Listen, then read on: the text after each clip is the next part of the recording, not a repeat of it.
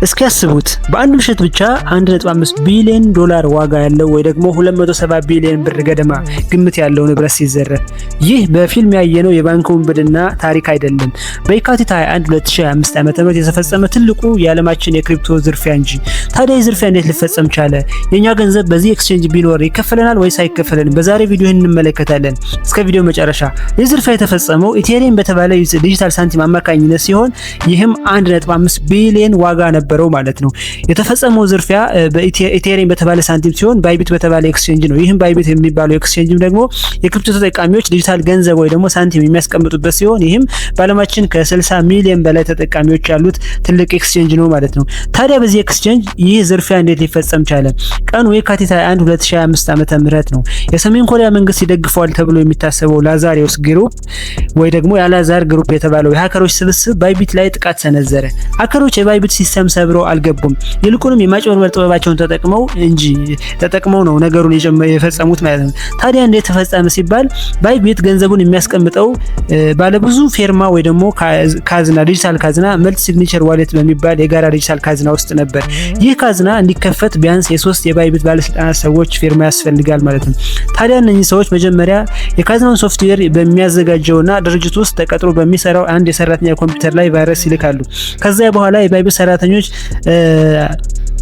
ገንዘቡን ከአንደኛው ዋሌት ወደ ሌላኛው ዋሌት የላኩ መስሏቸው የማዛወሪያ ትክክለኛ ያዛወሩ እንደሆነ ነው የሚያስቡት ከራሳቸው ዋሌትና ያን ትራንዛክሽን እንዲሄድ ወይ ደግሞ እንዲፈጸም ክሊክ ያደርጋሉ ማለት ነው፣ ያሳልፉታል። በሰዓቱ ሲያሳልፉት ቀጥታ ያ ገንዘብ ተሰተት ብሎ ወደ 401347 ኢቴሪየም ወይ ደግሞ 1.5 ቢሊዮን ዋጋ ያለው ገንዘብ ሃከሮች እጅ ይገባል ማለት ነው። በክሪፕቶ ቴክኖሎጂ ውስጥ ብሎክቼን በሚባል አማካኝነት የሰዎች የዋሌት እንቅስቃሴ ማወቅ ይቻላል ከአንዱ ዋሌት ወደ ሌላ ዋሌት። ይህን ተጠቅመው ኤፍቢአይ እና ሌሎች የጸጥታ ተቋማት ወይ ደግሞ የደህንነት አካላት የዋሌቱን እንቅስቃሴ እየተከታተሉና ለመያዝ እየሞከሩ ነበር። ነገር ግን ባይቢት ከ1.5 ቢሊዮን ዶላሩ ማትረፍ የቻለው 42 ሚሊዮን ዶላር ብቻ ነው ማለት ነው። ይህም በደህንነት ኃይሎች እገዛና ከተለያዩ የጸጥታ አካላት ጋር በመተባበር ማለት ነው። ታዲያ እነዚህ ሰዎች ሌላው ገንዘብ እንዳይያዝ ሌላ የመሰወሪያ መንገድ አላቸው ማለት ነው። ይህም የገዙት የዘረፉት ኢቴሪየም ቀጥታ በኢቴሪየም መልክ ከማስቀመጥ ይልቅ በቢትኮይን፣ በሌሎች በሱዊኮይን፣ በሶሊያና እና በተለያዩ ሲስተሞች እና በተለያዩ ገንዘቦች ጠቅላላ ቀይረውት ነበር። ይህም ደግሞ እንዳይያዝ በጣም ውስብስብና አስቸጋሪ አድርጎት ነበር ማለት። ለዛ ነው አብዛኛው ገንዘብ ሳይመለስ የቀረው ማለት ነው። ይህንን ስለሚያውቁ እነሱም እና መጨረሻ ላይ ይህን ነገር ስንመለከት በዚህ ኤክስቼንጅ ገንዘባቸው ያስቀመጡ ባለሀብቶች እጣ ፈንታቸው ምንድነው ወይ ደግሞ ኢንቨስት ያደረጉ ሰዎች እጣ ፈንታ ምንድነው ነው ዋናው ጥያቄ ይሄ ነው። በጊዜው የባይቢት ስራ አስፈጻሚ ቤንጁ ወዲያውኑ በሰጡት ቃለ መጠይቅ መሰረት የኛ ገንዘብ ነው የተዘረፈው፣ ደንበኞች ሀብታችሁ አልተነካም፣ እኛ ኮልድ ዋሌት ወይ ማጠባበቂያ ሪዘርቭ ያስቀመጥነው ገንዘብ ነው የተወሰደ ብለው ነበር። ነገር ግን አሁን የምናየው ብዙ ሰዎች የሚጨነቁት ምንድነው በሰዓቱ ዊዝድሮ አድርገዋል ባይቢት ላይ ገንዘባቸው አልቀረባቸውም፣ ሁሉም ሰዎች ተጠቅመዋል፣ የከስተመር ገንዘብ አልተነካም፣ የራሳቸው ገንዘብ የተነካ። ግን ምንድነው ዋናው ነገር ባይቢት በሰዓቱ ትልቅ ድርጅት ነው፣ ከ10 ቢሊዮን በላይ ሀብት አለው፣ የተዘረፈው 1.5 ቢሊዮን ብቻ ነው። ግን ጥያቄ የሚሆነው ባይቢት ሙሉ በሙሉ 10 ቢሊዮን ገንዘብ ቢዘረፍ አመቶ መክፈል ይችላል ወይ ነው? ይህ አይሆንም።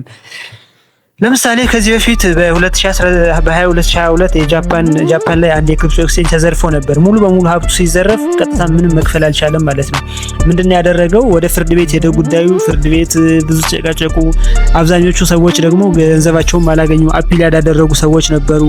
ያልተከፈላቸው ሰዎች በጣም ብዙ ናቸው። የተከፈላቸውም ኢቭን በሰዓቱ የክሪፕቶ ቫልዩ የነበረበት ዋጋ አይደለም የተከፈላቸው፣ አሁን ባለበት ዋጋ ሳይሆን በድሮ በነበረበት ዋጋ ነውና ከስራው ነው የወጡት። ስለዚህ ብዙ ጊዜ ኤክስቼንጆች እውነት ነው ኃላፊነት ይወስዳሉ፣ ሰረቅ ይከፍላሉ። ግን የምንመርጣቸው ኤክስቼንጆች ይኖራሉ። ለምሳሌ እንደነ ባይናንስ፣ ባይቢት፣ ኮይንቤዝ ትልልቅ ኤክስቼንጆች ከሆኑ የኛን ሪስክ ይወስዳሉ። ደንበኛቸው ለመጠበቅ ሲሉ ገንዘባቸውን ተብሎ ይከፍላሉ። ባይቢትም ገንዘቡ የማንኛውም ገንዘብ አላስቀረም፣ ወዲያው ሁሉም ዊዝድሮው አድርገው የራሱ ገንዘብ ነው የተወሰደበት ማለት ነው። ሌሎች ትንንሽ ኤክስቼንጆች እና ይሄን አቅም መክፈል ማይችሉት ግን ያንን ላይ ከፍሉ ይችላሉ። ይሄም ኤፍቲኤክስ ዋናው ምልክ ኤግዛምፕል መሆን ይችላል። አልከፈለም፣ ጉዳዩ ወደ ፍርድ ቤት ሄዶና በጣም ከብዙ ችግር በኋላ ነው የተወሰኑ ሰዎች ገንዘባቸው ያገኙ። ግን በዛ ልክም ደግሞ ሁሉ ገንዘባቸውን አላገኙም ማለት ነው። ከኑሮ ውድነቱ ጋር በሰዓቱ የነበረው የክሪፕቶ ዋጋና አሁን ያለው እኩል አይደለም። በድሮ በነበረበት የሰጣቸው ማለት ነው። ስለዚህ እኛ ምን እናድርግ ሲባል የመጀመሪያው ለና ኤክስቼንጅ ላይ ለማስቀመጥ መሞከር ነው። ሁለተኛው ደግሞ ግማሹ ገንዘብ ዋሌት ላይ ግማሹ ገንዘብ ላይ ኤክስቼንጅ ላይ ማድረግ ነው። ሶስተኛው ነገር ደግሞ ብዙ ጊዜ አይፈጠርም፣ ግን ጥንቃቄ ማድረግ አሪፍ ነው። ትልልቅ ኤክስቼንጆች ላይ ገንዘባችሁ ብታስቀምጡ አሪፍ ነው እላለሁ። ለዛሬ ያለኝ መልእክት ይሄ ነው። ይህን ቻናል ከወደዳችሁት ላይክ፣ ሼር፣ ሰብስክራይብ ማድረግ እንዳይረሳ። ሰብስክራይብ በማድረግ ቤተሰብ ይሁኑ።